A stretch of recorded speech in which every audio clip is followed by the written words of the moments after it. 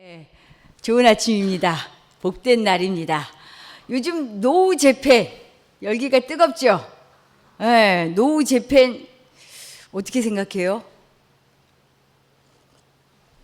노후 재팬이 있는가 하면 요즘 예스 재팬도 이렇게 조용히 있는 것 같아요. 그런 표현들을 하기도 하죠. 이런 열기와 함께 얼마 전에 저희 집 작은 녀석이 아빠에게 질문을 했습니다. 많은 친구들이 노후 재팬을 긍정적으로 얘기를 안 한대요. 근데 내 생각에는 노후 재팬이 맞는 것 같은데 내가 잘 정확히 역사적인 상황을 모르는데 좀 알려달라는 거예요. 누구나 물을 수 있는 질문이지만 우리 집에서는 획기적인 일이었습니다. 작은 아들이 물어서가 아니고요. 우리 집에서 아빠에게 질문을 하는 건 금기시되어 있습니다. 이유인즉슨 대답을 들으려면요, 그 원하는 대답을 듣기까지 그 일이 있어진 유래와 기원부터 쫙 듣고 난 다음 마지막에는 예를 들면, 이 예가 하나면 땡큐예요. 얘가 2개 정도 되면 저와 저희 아들들은 눈을 마주치고 웃습니다. 그런데 아빠에게 질문을 하는 거예요. 그러고는 막 물어보고 귀를 기울여 듣는 거예요. 열심히 듣더니 또 물어보고, 야, 속으로 진짜 기특하다. 아들이 엄청 멋져 보이더라고요. 야, 중요한 일이에요. 어떤 행동을 할 때 그것이 무엇을 의미하는지를 찾고 또 알려고 하는 노력 매우 중요합니다. 왜냐하면요, 누군가 하는 행동 그리고 말, 의견은요, 사실 그가 가진 정신과 마음이 담겨 있기 때문이에요. 사실 말과 행동이 그냥 나오는 게 아니에요. 그 사람의 마음이 담겨 있는 거죠. 그 사람의 정신이 담겨 있는 거죠. 그래서 저는 우리 몸은 사실 우리의 마음을 담는 그릇이다라는 생각이 들더라고요. 그래서 이런 점에서 나는 그리스도인을 이렇게 정의하고 싶어요. 적을 사람 적어도 돼요. 그리스도인은 예수의 정신, 예수의 정신을 담아서 그 정신을 몸으로 살아내는 사람이다. 멋지지 않아요? 난 내가 써놓고 야 했어요. 네, 예수의 정신을 내가 살아내는 사람, 이게 그리스도인이다라는 생각이 들어요. 이런 점에서 오늘 느헤미야 말씀을 정했어요. 노후 재팬이다. 우리가 현실적인 문제들을 만났을 때 이런 문제들을 그냥 대충 넘어가는 게 아니라요, 진짜로 예수님이라면 이때 어떻게 하셨을까? 이러면서 사는 사람, 예수의 정신으로 산다는 건 이런 거거든요. 어떻게 하셨을까? 이럴 때 나는 어떻게 해야 될까? 자기의 행동에 자기의 마음을 담는데 자기의 마음이 하나님의 마음으로 옮겨지도록 사는 사람, 이게 그리스도인이잖아요. 근데 느헤미야가 딱 그렇게 살았더라고요. 오늘 느헤미야는 1장의 말씀을 쭉 보았는데요, 느헤미야의 모습을 보면서 사실 느헤미야가 처한 나라의 상황이 아주 좋지 않은 상황이었어요. 그런데 그가 나라의 어려움과 아픔을요, 기도를 통해서, 진짜 기도를 통해서 하나님의 마음을 자신의 마음에다 꼭 담아냅니다. 그리고 그 마음을 무릎을 꿇어 기도하는 것으로 끝나는 게 아니라 기도로 살아내요. 이 모습을 보면서 우리는 지금 이 시대에 어떻게 살아야 할까 한번 돌아보는 시간이 되었으면 좋겠다 싶었어요. 한번 그런 시간이 되기를 기대합니다. 그러려면 느헤미야의 시대 상황을 먼저 알아봐야 해요. 오늘 1절 말씀을 보면요, 느헤미야가 누구의 아들이다? 누구의 아들이라고 나와요? 하가랴의 아들이다. 하가랴의 아들 느헤미야는요, 사실 유대인이었지만 유대에서 살지 못했어요. 왜냐? 이미 느헤미야가 태어나기 전에 아마 할아버지 때쯤 되는 것 같아요. 시기적으로 딱 찾아보니까 때쯤 나라가 바빌로니아라 그러죠. 역사로 치면 세계사로 보면 바빌로니아인 바벨론에 의해서 망하게 돼요. 그래서 그때 바벨론에서요 포로로 유대인들이 지식인들이 특히 많이 잡아갔거든요. 데리고 갔어요. 근데 이때 느헤미야는 살아 있었던 게 아니고 태어나기 전인데 아마 할아버지와 아버지 가족이 다 이렇게 포로로 잡혀간 것 같아요. 그럼 지금부터 세계사 역사 실력을 한번 살펴보도록 하겠습니다. 잘 알아요? 예, 제가 물어볼게요. 예루살렘이 바벨론에 의해서 망한 시기가요, 주전, 예수님이 오시기 전이죠. 587년이라 그래요. 587년에 멸망합니다. 그래서 유다 왕국은 몰락했어요. 그리고 그때 포로로 잡혀갔어요. 그리고 난 다음에 한 50년쯤 지난 다음에 바빌로니아를 물리친 나라가 나와요. 어느 나라게요? 세계사가 약하구나. 우리 원주 함께하는 교회가. 어느 나라냐면 페르시아예요. 성경에서는 바사라 그래요. 우리가 세계사하고 우리 성경에 나온 나라 이름하고 표기가 달라갖고 헷갈리는데 페르시아, 바사에 의해서 바벨론이 딱 다시 망합니다. 한 50년쯤 지났어요. 그러니까 주전 약 539년경이었어요. 이때 바사, 페르시아의 왕이 누구게요? 아는 사람 나왔어요. 고시예요, 고시. 한국식으로 하면 누구? 고레스. 혹시 고레스 하면 생각나는 거 있지 않아요? 고레스?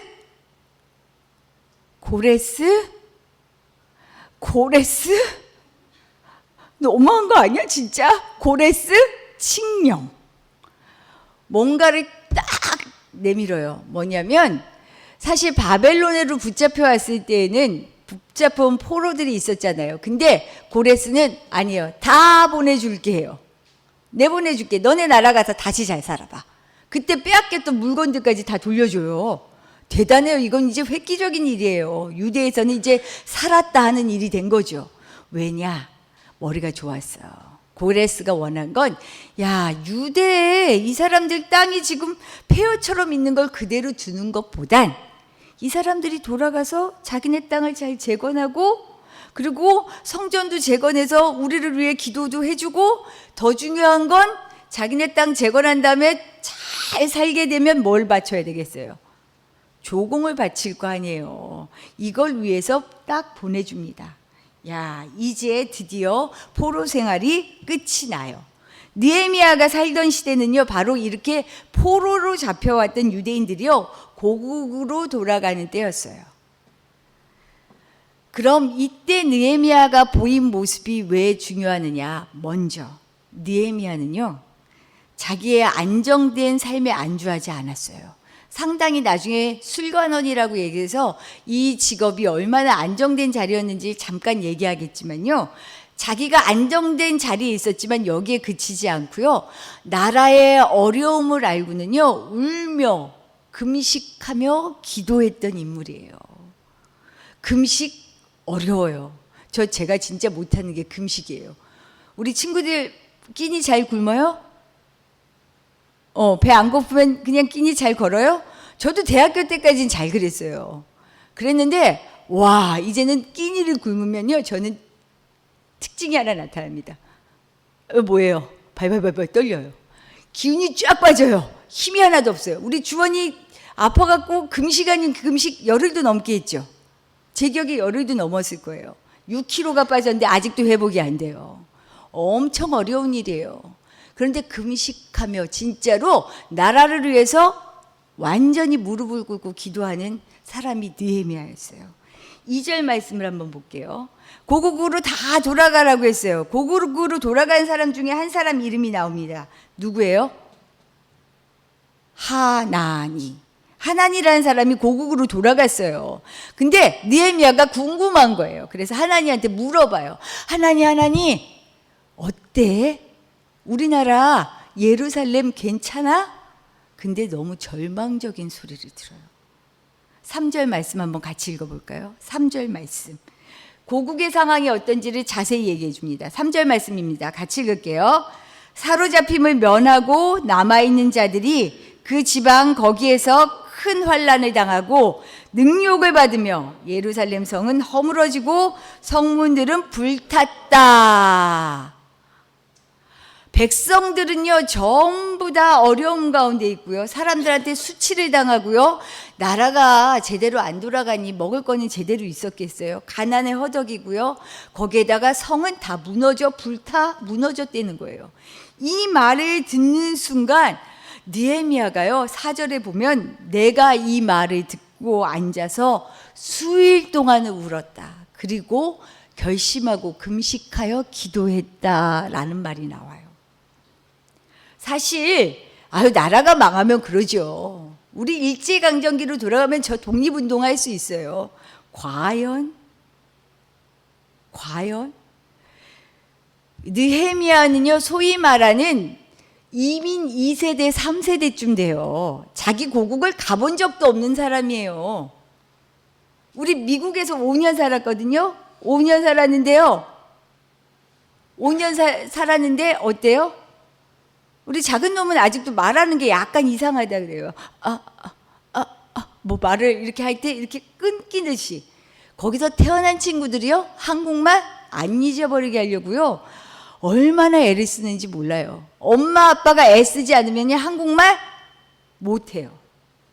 저도 너무 놀랐던 게 미국에서 3년을 지내고 나서 저희가 한국 TV를 잘 안 봤는데 개그 콘서트를 한번 봤어요. 근데 거기 말을 무지하게 빨리 하는 개그맨이 나왔어요. 막 하는데 저희 작은 애가 하는 말이 엄마 저 사람 말 너무 빨라서 하나도 못 알아듣겠어 하는 거예요.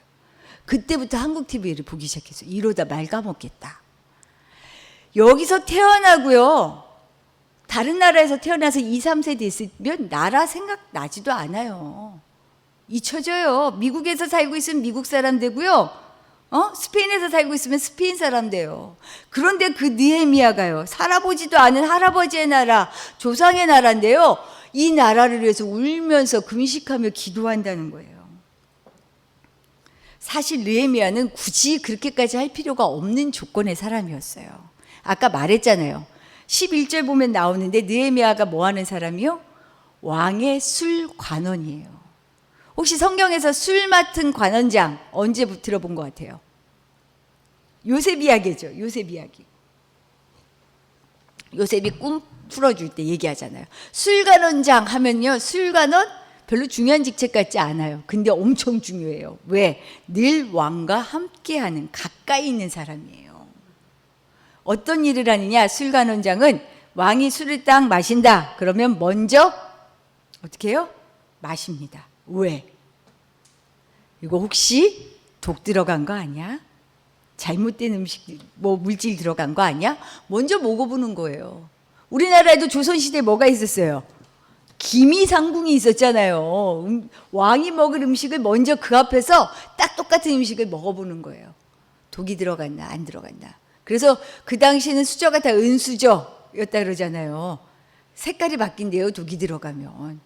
그렇게 왕의 안정과 왕이 진짜로 잘 생명을 지키는 일을 맡은 사람이 바로 이 일을, 술 맡은 관원장의 일이에요. 그러니 아무한테나 안 맡겨요. 왕의 총애를 입은 사람, 이 사람이 이 일을 하는 거죠. 그러니 지금 느헤미야는요 얼마든지 나라 예루살렘의 어려움에 대해서 눈 감아도 돼요. 귀 막아도 돼요. 자기는 잘 살고 있으니까, 또 그 나라에서 사는 것도 아니니까. 그러나 느헤미야는 다른 선택을 합니다. 왜 다른 선택을 하는 줄 알아요? 따라해 볼래요? 너무 뻔한 대답 같은데 너무 중요해서. 기도의 사람이었어요. 기도의 사람. 우리는 언뜻 기도하는 사람은요 그 이미지를 어떻게 떠올려요? 그냥 골방에 가서 기도하고 세상 물정은 하나도 모르고 깊은 수도원 같은 데서 긴 세월을 기도하는 사람, 이런 사람 기도하는 사람이라고 떠올리세요? 저는 기도의 삶을 살아가는 사람을 그렇게 얘기하지 않습니다. 그것도 중요하지만 더 중요한 일이 있어요. 잊지 않아야 할 일이 있어요. 기도의 사람은요 눈을 감고 사는 사람이 아니고요 눈을 번쩍 뜨는 사람이에요. 왠 줄 알아요? 나를 둘러싸고 있는 역사적인 현실에 대해서요, 냉철하게 눈을 뜨고 바라보는 사람이 기도의 사람이에요. 그래서 기도의 사람은요, 귀를 닫고 있는 사람이 아니에요. 제가 집에 있으면서 제일 성질 날 때 중에 하나가 언제게요? 아들! 아들 불러요. 못 들어요. 아들! 아들 불러요. 못 들어요. 아들! 하고 아들 방을 문을 확 열어요. 그래도 못 들어요. 그러다 눈을 이렇게 해요. 왜 못 듣게요? 왜요? 어쩜 그렇게 집에서 이어폰을 끼고 계시는지, 그리고 뭐를 보고 있는 거죠. 귀를 막고 있으면 못 들어요. 기도의 사람은요, 귀를 열고 있는 사람이에요. 지금 누가 어떤 아픔 가운데 있는지, 어떤 문제 가운데 있는지 이 소리를 들으며 하나님 앞에 간청하는 사람이 기도의 사람이거든요. 자기 주변을 돌아보고 자기 주변의 아픔을 듣는 사람, 이 사람이 기도의 사람이죠. 이처럼 기도의 사람은요, 주위의 소리를 듣고 주위의 환경을 바라보면서 함께 가슴 아파하고 함께 찢어지는 아픔을 안고 이들을 위해 하나님께 기도하는 사람, 이 사람이 기도의 사람이에요. 그래서 느헤미야가 울며 금식하며 기도한 거죠. 여기서 한번 물어보고 싶어요. 나라를 위해 울면서 기도가 돼요? 기도해야겠다는 마음이 들어요?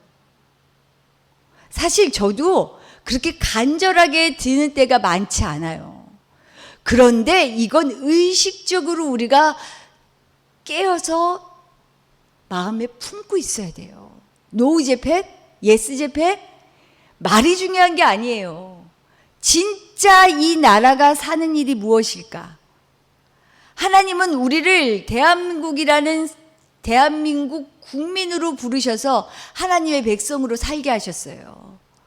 그러면 이 땅에서 내가 어떻게 행동하고 어떤 태도를 가지고 이 땅이 갖고 있는 문제들을 바라보면서 기도하면서 살아가야 하는지, 이거는 우리 모두에게 주신 질문이에요. 저는 이런 질문 앞에서 느헤미야처럼 이 나라의 아픔과 어려움들을 외면하지 않고 바라보며 간절히 기도할 수 있는 우리 원주 함께하는 교회 청소년들과 청년들이 되기를 부탁드립니다. 아멘 해야 돼. 이럴 땐 진짜 해야 돼요. 간절히 부탁드립니다. 아유, 고마워요. 느헤미야는요, 두 번째로요, 이렇게 간절히 기도했는데요, 느헤미야의 기도가 5절부터 마지막까지 나오거든요. 이 기도를 통해 보면은요, 느헤미야는 하나님의 말씀을 정확하게 기억하고 있어요. 기억하면서 무엇을 하냐면 하나님 앞에 제가 잘못했습니다 하는 회개로 하나님 앞에 간구하는 걸 볼 수 있어요. 8절의 말씀을 보면요, 느헤미야가 뭐라고 기도하냐면요, 하나님, 우리가 포로로 끌려온 게 우리 조상들이 하나님의 말씀을 지키지 않았기 때문이죠. 하나님은 하나님의 말씀을 지키지 않으면 다 흩어놓는다고 했는데 그래서 흩어놓으셨죠 라고 얘기해요. 그러면서 또 뭐라고 얘기하냐면 9절에서 하지만 하나님, 우리가 돌이켜서 하나님 말씀대로 살면 다시 모아주신다고 하셨죠. 와, 하나님의 말씀을 정확하게 기억해요. 하나님은요, 분명해요. 내 말을 듣고 내 말을 지켜 행하면 내가 너와 언제나 함께 하겠다 하신 하나님이거든요. 이 말씀을 기억하면서 기도하는 거예요. 그런데 6절에서 키 포인트가 나와요. 사실 느헤미야가 나라 망했을 때 느헤미야 태어나기도 전이에요. 진짜 조상 탓하려면 다 조상 탓하면 되잖아요. 내 아버지, 내 할아버지가 잘못해서 아유 잘못했어요. 왜 그렇게 잘못했는지 모르겠어요. 이래도 되는데 6절에 맨 마지막 문장 한번 볼까요? 맨 마지막 문장. 이렇게 고백합니다. 같이요. 나와 내 아버지의 집이 범죄하여, 태어나기도 전인데 내가 잘못했대요. 내가 죄를 지어서 이렇게 됐습니다. 얘기하는 거예요. 우리도 때때로 다 함께 교회와 나라, 세상을 위해 기도하지요. 그러나 기도하면서 사실은 나와는 상관없다라고 생각해요. 나라가 잘못 돌아가는 게 나와는 상관없고 정치인들이 잘못하잖아. 정치인들 맨날 싸우잖아. 어른들 잘못이잖아.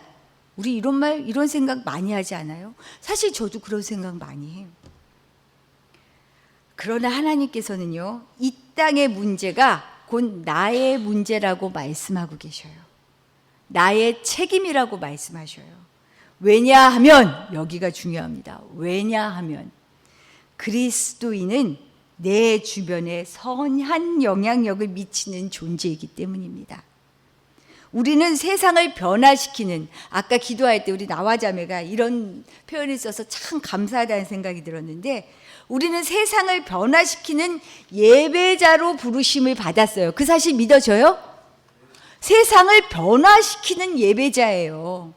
그런 존재로 부르심을 받았기 때문에요, 이 땅의 문제는 나와 상관없는 문제가 아니에요. 이전에 일어났으니까 나와는 그런 거 아니에요. 지금 있는 문제가 나의 문제예요. 한 사람의 회개는요, 교회를 변화시키고 세상을 변화시킵니다. 내가 죄인입니다 라고 회개하고 자복할 때 변화의 역사가 일어나요. 왜 지금 한일 관계가 이렇게 어려워졌어요? 한국에서 제기하는 문제 중에 하나가 뭐예요? 시인해라. 너네가 우리에게 했던 그 참혹한 일들을 좀 시인해라. 위안부 할머니들의 문제, 강제징용의 문제, 시인해라 얘기해요. 근데 일본이 시인 안 하니까 우리도 지금 화가 나는 거예요. 잘못한 걸 잘못했다라고 얘기하면요, 그 다음은 할 말 없어져요. 그 다음부터는 새로운 변화만 일어나면 돼요. 여기에 더불어 저는 또 생각나더라고요. 우리가 잘못한 역사. 베트남에는요, 한국 2세들 많아요. 베트남 어머니와 한국 아버지 사이에 태어난 사람들. 월남 전쟁 때 전쟁을 위해 갔던 한국인들이 거기서 낳은 아이들 나 몰라라 하고 돌아왔어요. 우리도 사과해야 할 일이 많아요. 역사는 뭐냐면요, 역사뿐만 아니라 내 삶의 시작, 새로운 변화는 뭐냐면요, 내가 죄인입니다. 내가 잘못했습니다. 잘못한 거를 철저하게 고백하고 인정하는 것에서 시작돼요. 그리고 나면 변화하고 회복하고 하는 단계로 넘어가게 되는 거죠. 느헤미야의 이런 기도, 하나님과 자신, 그리고 하나님과 세상의 사이를 다시금 소통하게 하는 그 통로를 연 거예요. 이런 기도를 가리켜서 오늘 말씀의 제목처럼 하나님의 마음을 움직이는 기도가 되게 한 거죠. 느헤미야가 바로 이런 기도들을 드렸습니다. 자신의 능력과 지혜를 믿고 나간 게 아니었어요. 나라의 아픔을 보면서 하나님 앞에 철저하게 기도했어요. 그리고 은혜를 구했어요. 하나님, 내가 죄인이니 하나님 약속하셨죠. 우리 다시 돌아오면 회복시켜준다고 약속하셨죠. 도와주세요. 근데 느헤미야가 진짜 멋있는 건 뭔 줄 알아요? 이 기도로 끝난 게 아니에요. 무릎 꿇는 기도로 끝나지 않았어요. 그는 기도를 살아냈어요. 느헤미야 2장을 보면, 다음에 기회가 된다면 또 말씀을 쭉 볼 수 있으면 좋겠어요. 2장을 보면요, 와, 용감하게 왕에게 갑니다. 왕이시여, 기도 다 하고 자기가 받은 응답이죠. 저를 예루살렘에 보내주십시오. 무너진 성과 백성들의 피폐한 삶을 다시금 재건하는 일을 돕고 싶습니다. 자기 자리가 그렇게 안정돼 있는데 굳이 가겠다는 거예요. 잘못하다가는 왕이 뭐라 그래요? 야, 너 안 되겠어. 너 누구를 위해 충성하는 거야? 네 일자리도 뺏을 수도 있어요. 그런데 그렇게 간청을 하고 실제 그는 예루살렘으로 갑니다. 성을 재건해요. 오랜 시간 여러 방해들을 거쳐서, 그게 느헤미야의 이야기예요. 거쳤음에도 불구하고 그는 이 일을 감당합니다. 이거예요. 제가 오늘 부탁드리고 싶은 마지막 기도. 기도는요, 무릎으로만 하는 게 아니에요. 무릎으로 기도하는 사람은요, 삶에서 기도를 살아내는 사람이에요. 행동으로 드러내는 사람이에요. 말로만 아니요, 행동으로 드러내는 거죠. 우리 이렇게 진짜로 세상을 변화시킬 예배자, 이런 예배자가 되려면요, 진짜 삶으로 기도하는 사람이 되어야 가능합니다. 이런 기도의 사람이 되기를 부탁드려요. 우리 나라의 현실을 보면서 내가 처한 학교의 생활들을 통해서 친구와의 관계를 통해서 부모님과의 관계를 통하여 하나하나 내 감정이 움직이는 대로만 살아가는 사람이 그리스도인이 아니에요. 내 감정을 넘어 하나님의 마음을, 하나님의 심장을 딱 내 심장에다가 꽂아 놓는 그 작업, 기도를 통해 하는 거예요. 그래서 하나님이 원하시는 삶을 살아드릴 수 있는 것, 무릎을 꿇음으로 그 사실을 알아가고, 그리고 내가 처한 곳에서 그러한 삶을 살아가는 사람, 이런 사람이 진짜 기도자의 삶이죠. 그래서 저는요, 우리 친구들이 저 목사님 하고 싶어요, 저 선교사 하고 싶어요 하는 것보다 더 좋아하는 말이 있어요. 저요, 진짜 하나님의 뜻을 이루는 멋진 정치가가 되고 싶어요. 멋진 기업인이 되고 싶어요. 멋진 청소부가 되고 싶어요.